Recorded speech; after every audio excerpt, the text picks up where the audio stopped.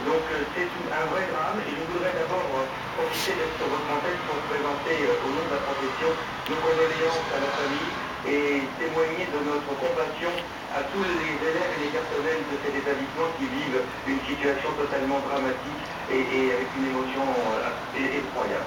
Michel Richard, merci, secrétaire général adjoint du syndicat des personnages de direction de l'éducation nationale.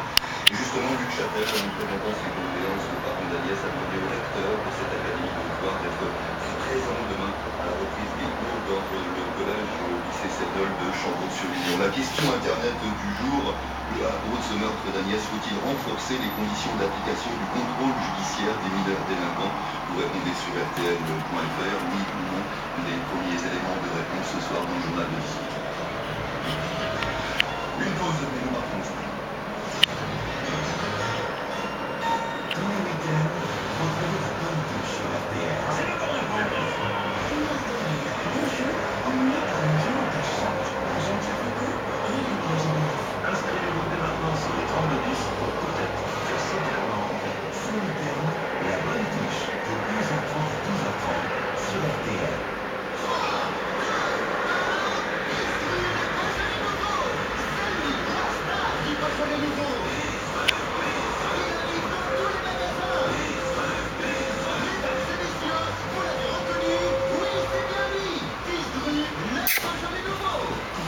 Attention, l'abus d'alcool. Jouer avec excès comporte des risques. Appelez le 09 74 75 13 13. Appel non surtaxé. Marionneau devient la fabrique de Noël. Le seul endroit où trouver toutes vos idées cadeaux et réaliser vos plus grands rêves beauté. Alors, venez, Marionneau, à chaque Noël, sa beauté. RTL, il est 10h01, élection législative en Espagne, dans un climat de crise économique aiguë. On vote depuis 1 heure. Troisième pays après la Grèce et l'Italie à en subir des conséquences politiques. Dominique Tenza, bonjour. Bonjour. Changement de gouvernement à Athènes et à Rome, et à Madrid, Dominique, c'est une nouvelle majorité qui va sortir des urnes. Effectivement, c'est une victoire écrasante de la droite qui se profile. Le Parti populaire va très certainement obtenir ce soir une majorité absolue au Parlement. Et à l'inverse, les socialistes, eux, se préparent à prendre une claque mémorable.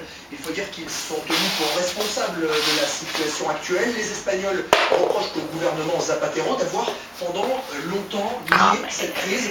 Et aujourd'hui, eh bien, ils ont décidé de le sanctionner. Écoutez, Victor, il est allé voter il y a quelques minutes. Eh bien, cette fois-ci, je vote à droite. Pourtant, j'ai toujours voté à gauche. Felipe González, ensuite Zapatero. Et cette fois, je vote Parti populaire.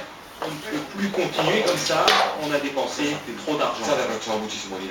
Dominique, vous êtes en Espagne depuis une semaine en immersion totale. Quel est le quotidien des Espagnols englués dans la crise?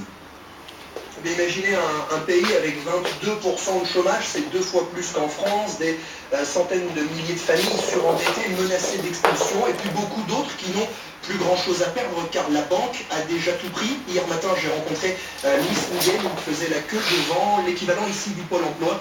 Il y a quelques mois, sa maison a été saisie. Les banques, c'est le cancer de notre société. Ce sont elles